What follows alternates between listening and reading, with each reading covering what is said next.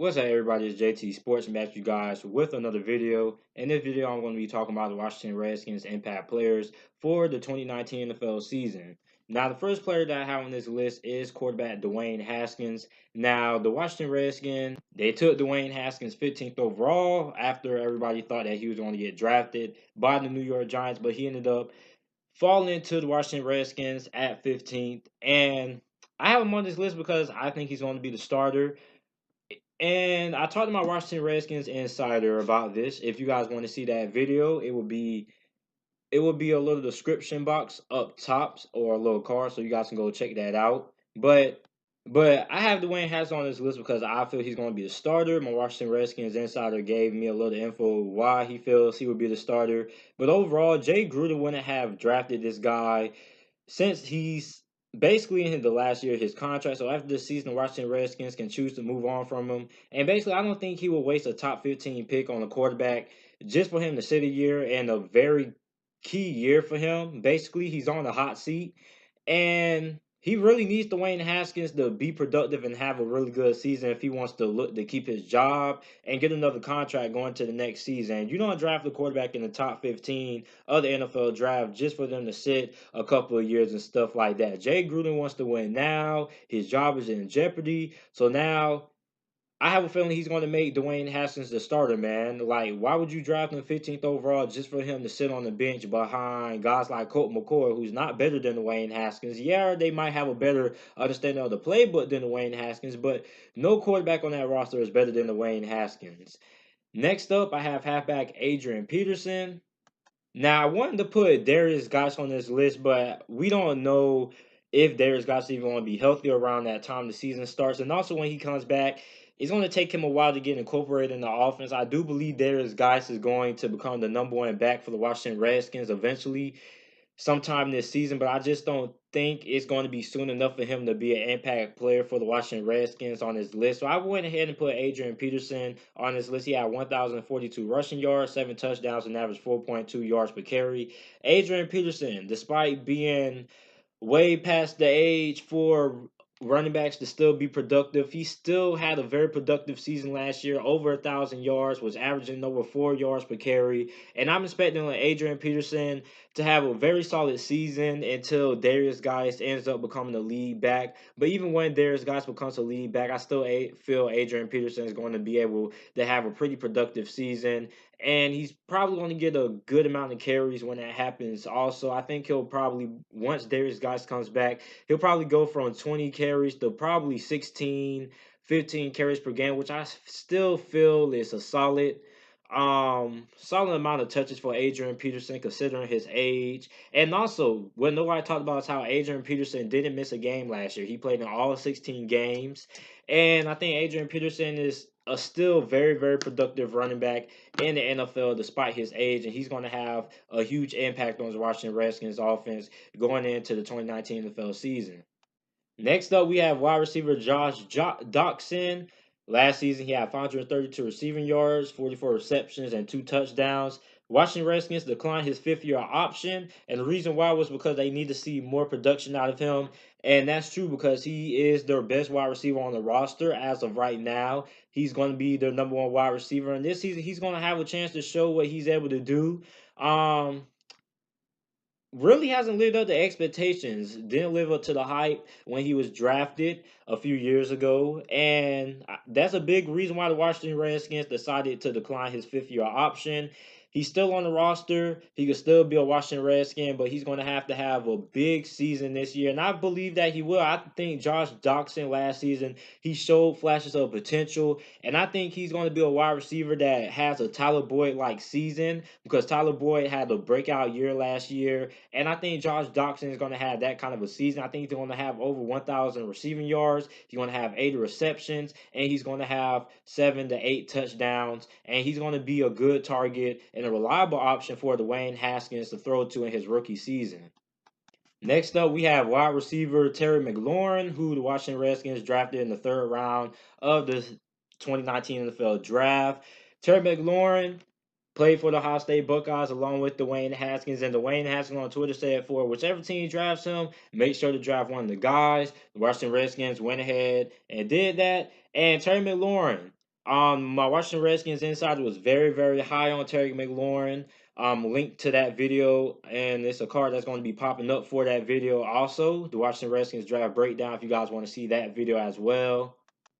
But Terry McLaurin, man, very fast, runs very good routes, and him and DWAYNE Haskins had a very good connection at Ohio State, and I'm expecting that connection to come on into the NFL. They have very good chemistry, very good timing. So once they learn the playbook together, I believe that those two are going to combine for very solid rookie years. Terry McLaurin, I don't think he's going to have anything crazy, but I think he's going to have a very productive rookie season. I believe he'll probably have 600 receiving yards, probably around 40, 50 receptions, and he's going to have 5 touchdowns. And I think he's going to be very productive for the Washington Redskins this season. Next up, we have tight end Jordan Reed. Last season, he had 558 receiving yards, 54 receptions, and 2 touchdowns. And boy, was Jordan Reed a disappointment. I don't know if anybody out there did the same thing I did in their fantasy football leagues, drafted Jordan Reed. Big mistake, man. He only had one breakout game, and that was it. A big disappointment last season. His stats or were not what I was expecting out of him, and not even on a fantasy football perspective, but just from a football standpoint. Jordan Reed, to me, was going to be the Washington Redskins' best receiving target, starting with the 2018 NFL season last year. And I thought him and Alex Smith, having a better quarterback than what he has had in the past, because I think Alex Smith is better than Kirk Cousins. But I mean, I thought Alex Smith would target him a lot more in the red zone and stuff like that, but I guess they could never get that connection going. And Jordan Reed's last season was very unimpressive to me, and it was a big disappointment. I had very high expectations for Jordan Reed, and when I mean he missed them by a lot, he missed them by a lot. And I don't even know if he's going to be able to rebound from that season, to be honest, but I'm hoping that he does because he really is the best, most reliable receiving option when he's healthy that Washington Redskins have on their roster. So with Josh Doctson being a #1 wide receiver, I'm looking for Jordan Reed to have a big impact for the Washington Redskins when it comes to the offensive side of the ball and it comes to that passing game, man. He's going to have to.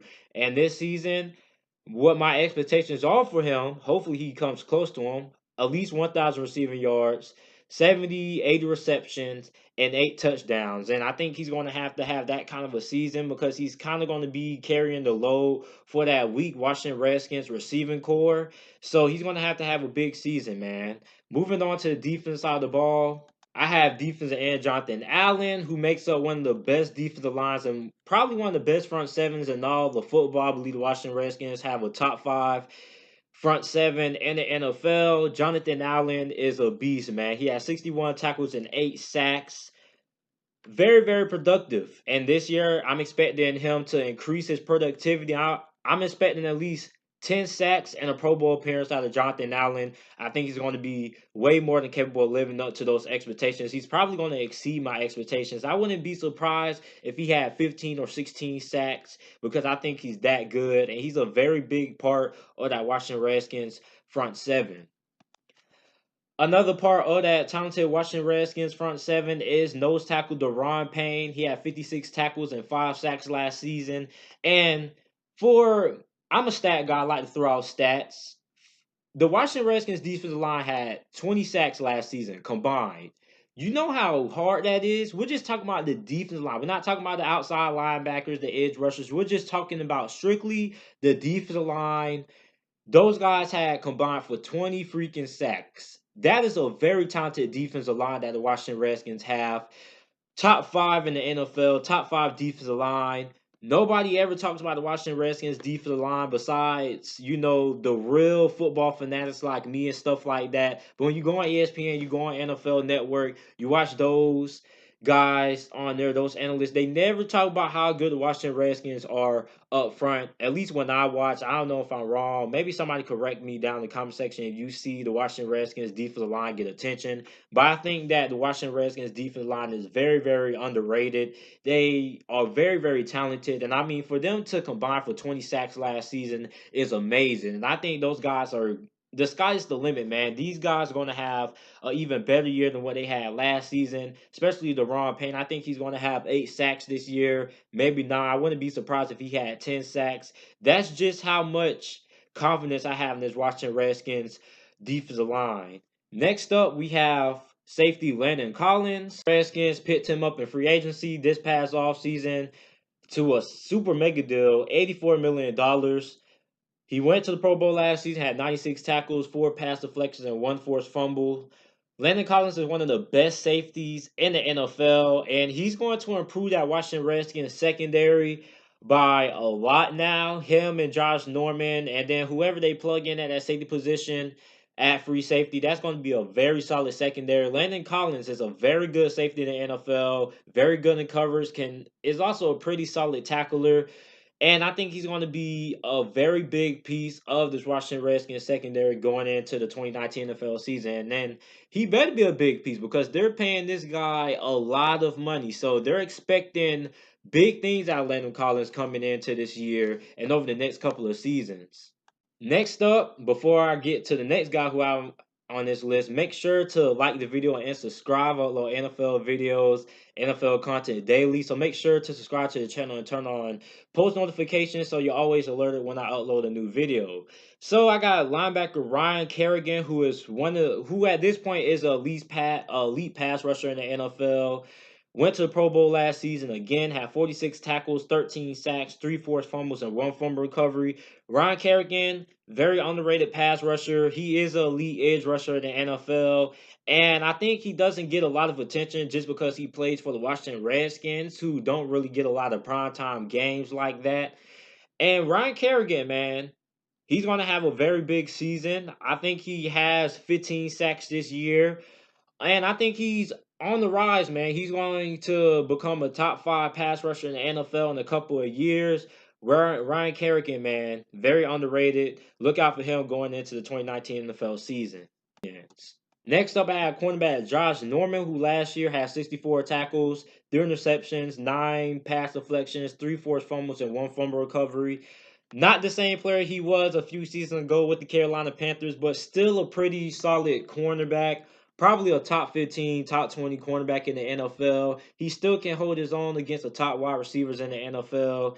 And he's going to have a pretty solid season for the Washington Redskins. I think he takes a step forward than what he did last season. I think he has a better season. Last season wasn't that bad, but I think this year he doesn't near the form that he was with the Carolina Panthers, but he comes close to it. I think he creeps back up into that elite cornerback conversation. And that's my expectations for Josh Norman coming into this season. So that's it for this video. Make sure to like the video and subscribe for more NFL videos and content. And thanks for watching.